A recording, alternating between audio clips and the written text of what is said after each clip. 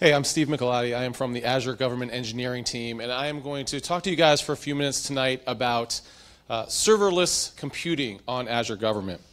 Now, in the world we live in today, the world of buzzwords, I remember the first time I heard the word serverless, and I kind of rolled my eyes. I'm like, all right, what this new buzzword serverless, what does this mean? What are they talking about? So in the 10 or 12 minutes I have here, what I want to do is sort of demystify what we mean by that and show you about 4 quick-hitting demos to make it concrete for you. Okay, this is what we mean. This is how you can do it very easily on Azure Government.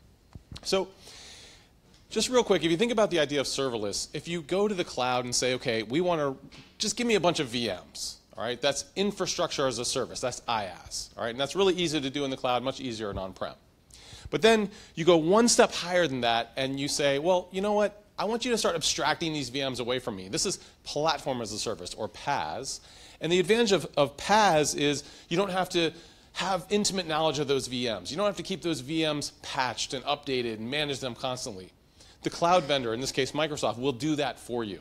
So you get a lot of advantage going to this continuum of PaaS. You start at IaaS, like lift and shift, and then you get to PaaS, where Microsoft is managing your database, managing your operating system, managing your web server. And in PaaS, to a certain degree, we try to abstract the web server away from you. If you look at deploying something, provisioning an Azure web app, yeah, we give you some opportunities where you can pick, maybe how much memory is on the server and how many instances. But other than that, we manage it for you. And you can scale up and scale down, but we manage that for you.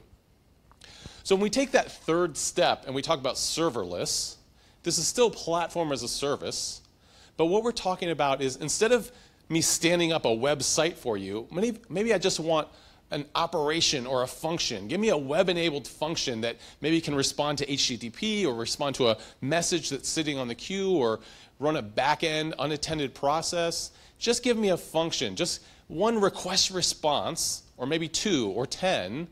I don't even want to worry about the web server or an application as a whole. I just want to stand up an individual operation. In this case, we talk about Azure Functions. If any of you have heard of, are familiar with AWS, you may have heard of AWS Lambda. That's a competitor to Azure Functions. And that's really what we're talking about here. So we're not, we don't charge you for the time that you have the VM running or the time you have the website running in PaaS. We're talking about charging you for a transaction, like an HTTP request response transaction, and it's incredibly cheap. We had a customer come to us that actually did 1 billion transactions in a month, and they came to us and said, oh, you've got a bug in your billing system because we did 1 billion transactions last month, and you only charge us $72. So we went and looked, like, oh, we got a bug in our billing system. We looked, nope, it was right. That is about what we're talking about. And again, you might have other resources you're using, but just for simple request reply functions, $1 billion, $72, that's a pretty good idea there. All right? So if you think about how long would it take you to, in your organization, especially if you're not using the cloud, how long would it take you to provision a website, stand up a website? You'd have to have some POs to acquire the hardware, and then you've got to have people come and install the web server and then deploy the code. That takes a long time. So let's see how quick it is to do this in the cloud. So instead of an actual website, we're just going to come in here and build a function app. And I have some that already exist, but I'm going to come in and just add a brand new one. And I've got to put the microphone down briefly so I can type a little bit here. But we have different triggers.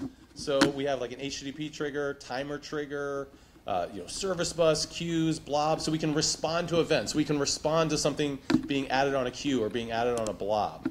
I'm going to select HTTP trigger, and you can see I have some different options here where I can use C# or F# or JavaScript if I want to write Node. I'll just do C# for this example, and we'll say gov, meetup, HTTP, and we can select an authorization level for security.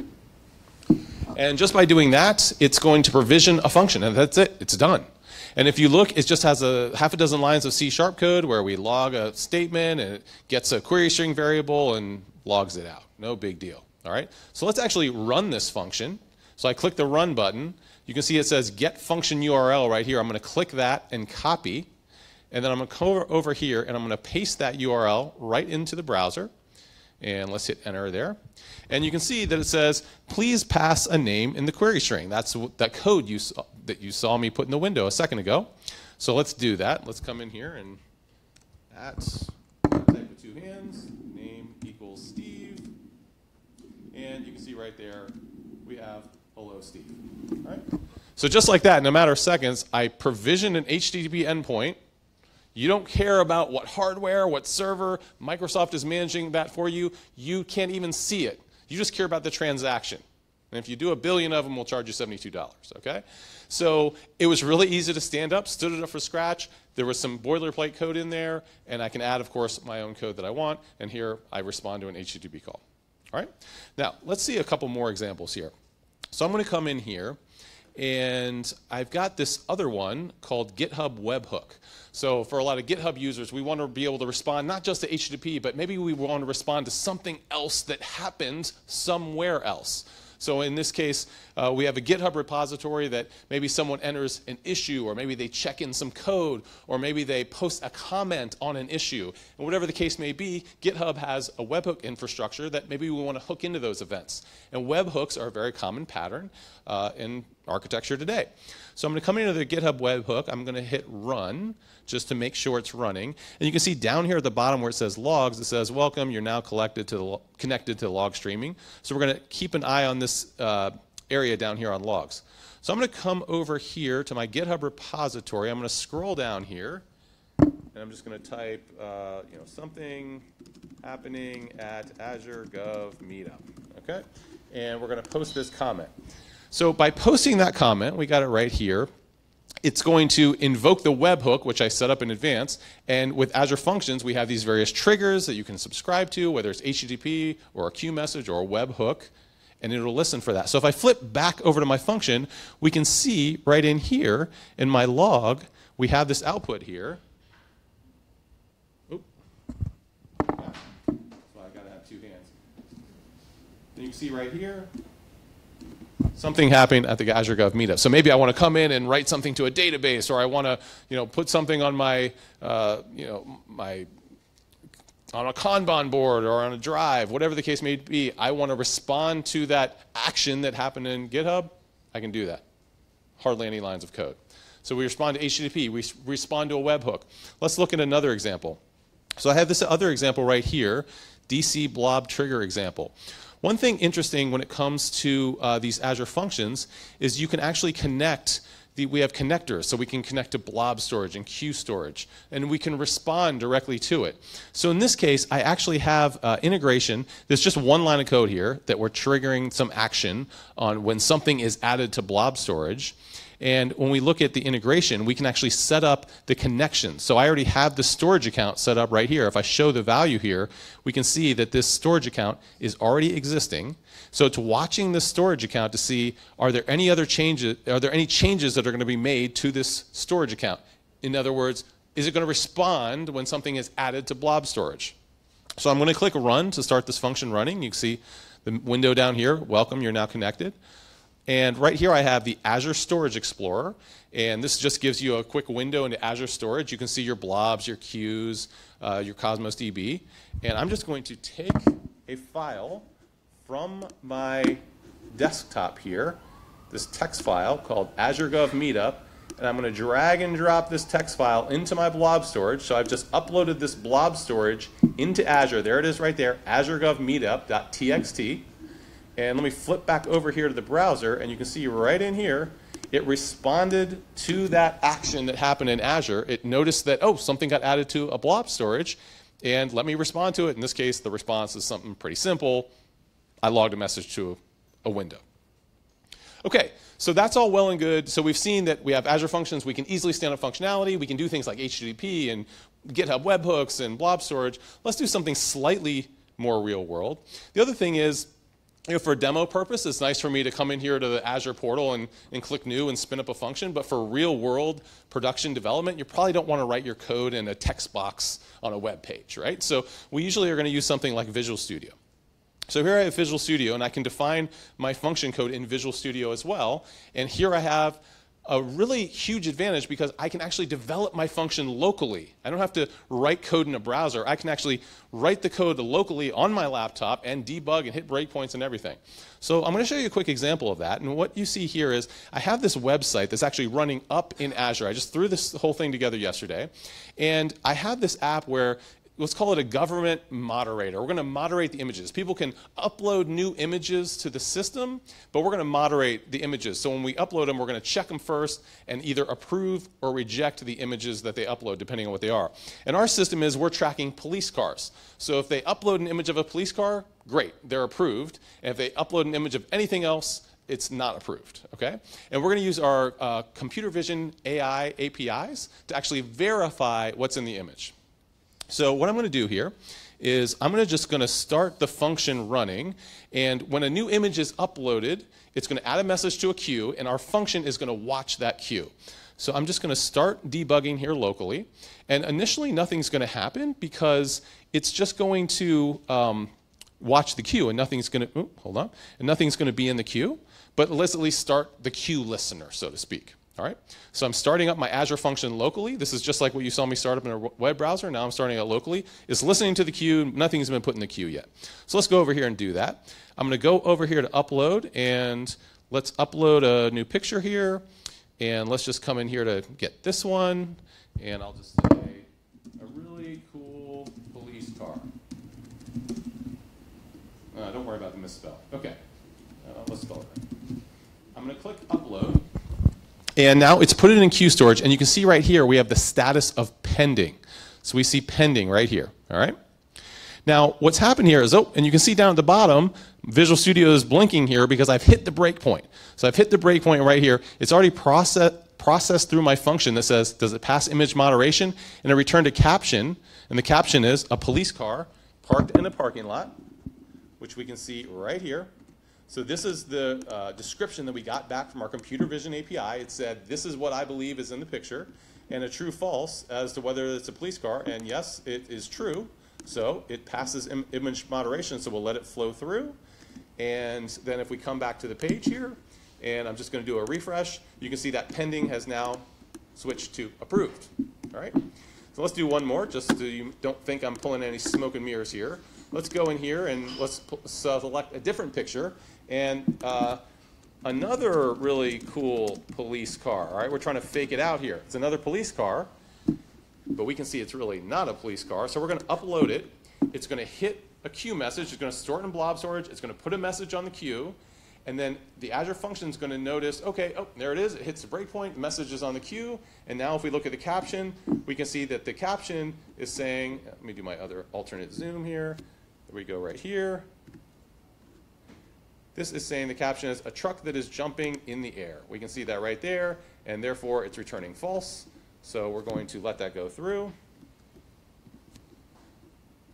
And let me flip back to my app, and we'll hit refresh, and we'll see it's now rejected. We got the red rejected, so we can come over to all our images. Here's my approved images. Here's my rejected images. No more pending images because the Azure function has processed all of it, and so we can see it all right here. So this has just been a quick introduction. That's everything I wanted to show. But the main thing is just to see how easy it is. It's really easy to stand these things up. They can respond to a whole variety of connectors, whether it's HTTP, whether it's queue messages, some webhook from an external system, blob storage. And you can wire these pieces together, glue the Lego pieces together, so to speak, and you can develop them in the cloud, or more realistically, you can develop them on your machine using Visual Studio with local developer tools and the powerful debugging tools, all in a cohesive package. So I'm happy to stay around for questions, but thanks everyone for coming.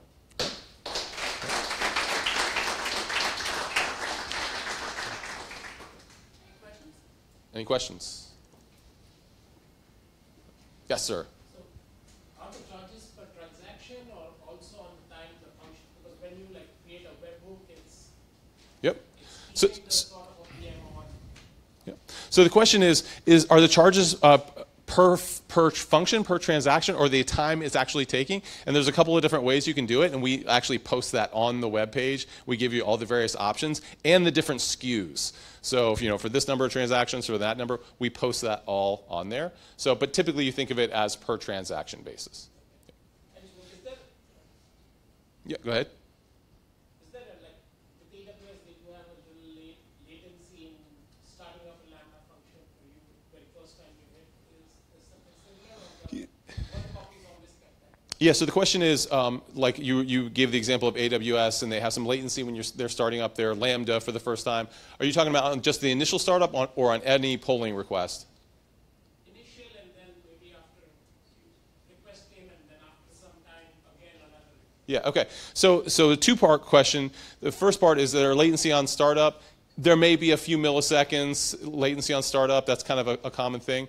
In terms of the second part, which is what is there latency on, like, for example, I was watching that queue. What's the time between when something arrives in the queue and gets picked up? That's actually a configurable polling interval. So you can make that a super tight interval, like 100 milliseconds, or you can say, no, I don't want to even take those resources. I just want to check every minute or every 5 minutes. So that's configurable. Yes. More related to Azure Functions. Mm-hmm. Trying to migrate from file share to like Azure Files, Azure Data Lake. Yeah. Just wondering, does it copy any of those? Can we automate any of those permissions, ACL, Active Directory, groups, migration to Azure Files? This sounds like a longer question because it hits many points with migration and blob storage and file storage. Grab me afterward, and I'll talk to you directly. Other questions? Yes? So how is this different than like Service Fabric? We use this in conjunction with Service Fabric? Yeah, okay. So the question is, how is this different than Service Fabric, and can you use it in conjunction with Service Fabric? You absolutely can use it in conjunction with Service Fabric.